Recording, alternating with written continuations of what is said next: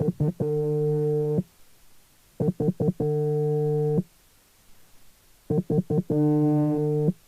call is from a person currently in a prison in England. All calls are logged and recorded and may be listened to by a member of prison staff. If you do not wish to accept this call, please hang up now. I got a chilly morning each day now. On the landing, the landing's the space outside each cell where people congregate, and there's 2 floors. On the landing, they never shut the windows, so there's a constant cold breeze that comes in the gaps around every cell door. And I mean a constant cold breeze. If you had a kite, it would fly. I use a bin bag on the floor with my only towel on top of that to stop the breeze from the bottom coming into my cell, but it doesn't cover the sides.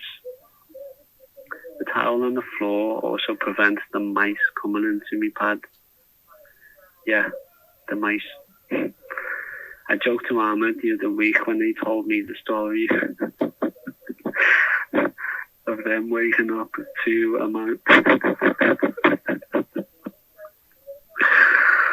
Where they told me the story of them waking up to a mouse in their cell. I asked them how the pad mates been, and they were like, "What?" And I was like, "Oh, you know, the mouse." And I don't think they were happy with that joke. But I also said, at least they're not alone in their cell. Oh, jeez. So anyway, I had a bowl of shreddies, a cup of tea, and soon after, my cell door was unlocked for social.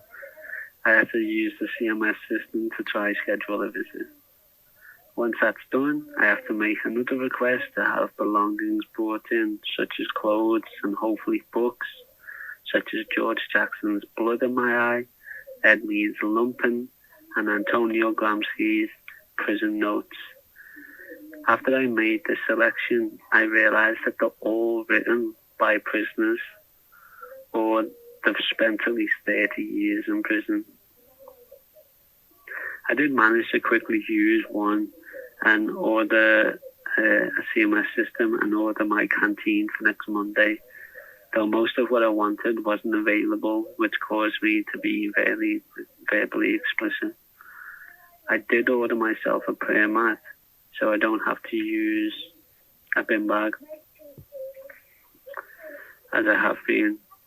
I got Ahmed a prayer mat too, as a thank you for being a great friend, brought together by such oppressive circumstances.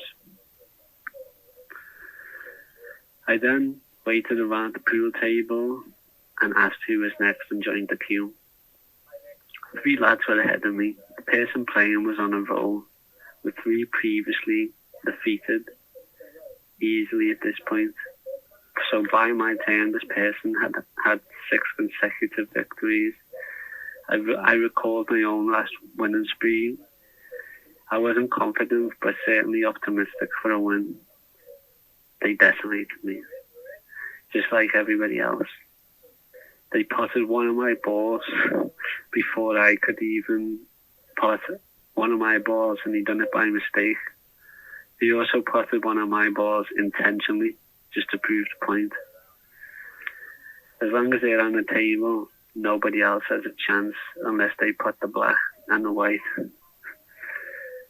So this person was like old, tall, and like a ginger person. I'm sure that they'll come up again.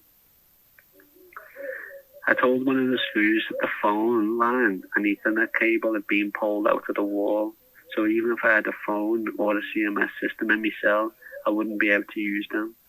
But that report was a pretense of my request to change cell to the one with the phone line. Instead, I was told that they were going to get mine fixed. For dinner, I had a lamb sausage roll garnished with my burger sauce, wrapped in a tortilla that came with it.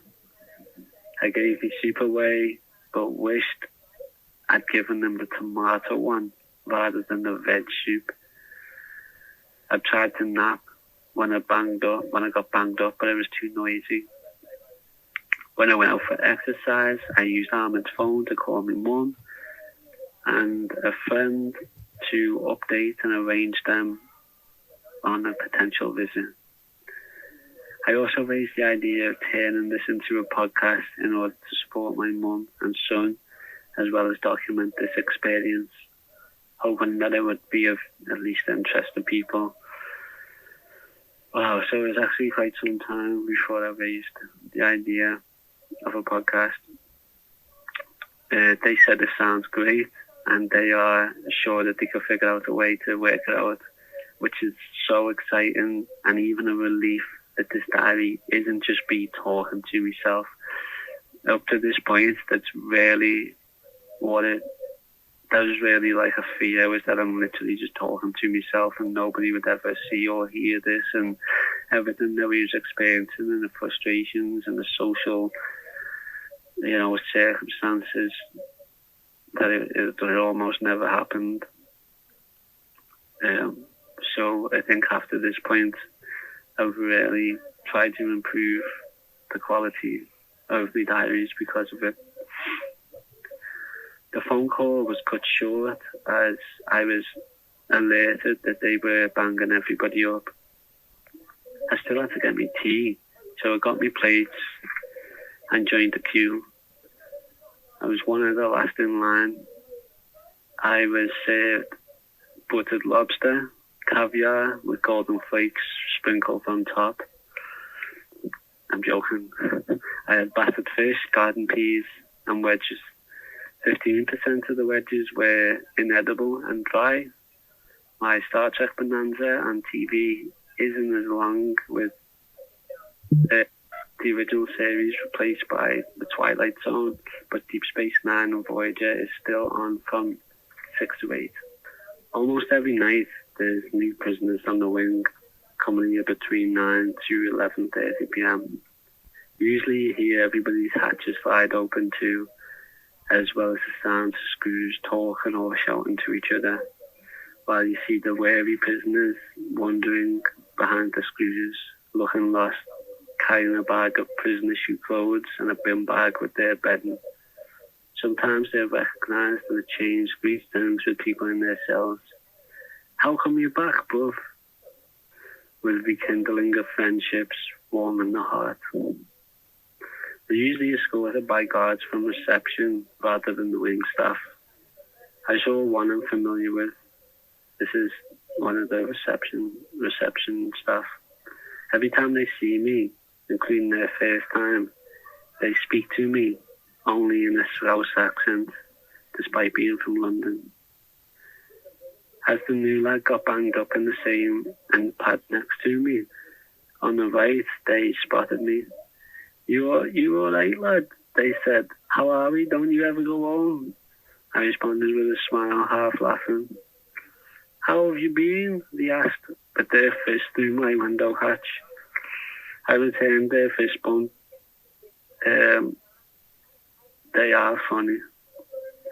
Within 10 minutes of people getting banged up, you can always expect them to shout out, "Oi, where's my TV?" Getting the disappointing news, there is no TVs.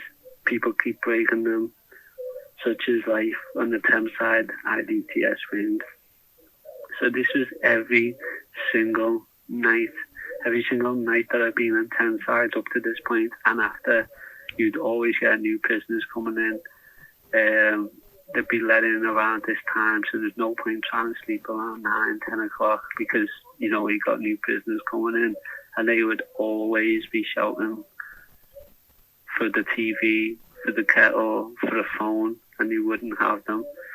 When they come in, that was just life every single night on Thameside IDTS wing.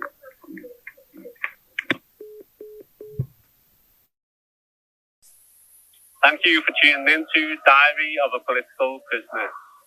What was a short list for you was a period of time in prison for me. So please make sure that you subscribe on whatever podcast player you're listening on to be notified of future episodes. Each episode was recorded in a prison cell as I'm held on remand for allegedly being involved in a Palestine action to disrupt and destroy weapons in a genocidal Israeli arms factory under Section 5 of the Terrorism Act. My diary is a podcast only to give you something in the hope that you can give help and support to my mum and son, which I can't do by any other means from prison. In supporting them, for £5 a month, you can get a week's worth of episodes in advance every Monday. For £10 a month, you'll get the week's worth of episodes. Plus, I'll respond to any question you have in a monthly question and answer episode on my Patreon. That's patreon.com/politicalprisonerpod. For £25 a month or humanitarian aid tier, you get all of the above while knowing my little boy is supported and happy. One-time donations can be made by emailing or messaging my producer on social media. Media/collaboration inquiries are on the same line as senders and inbox.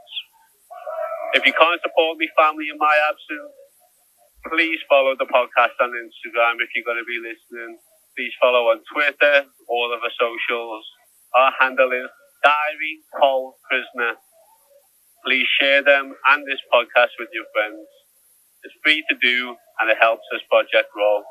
You can also send me a prisoner email or letters, drawings, anything like that. Links to everything mentioned can be found in the podcast description below. Thank you, love and solidarity.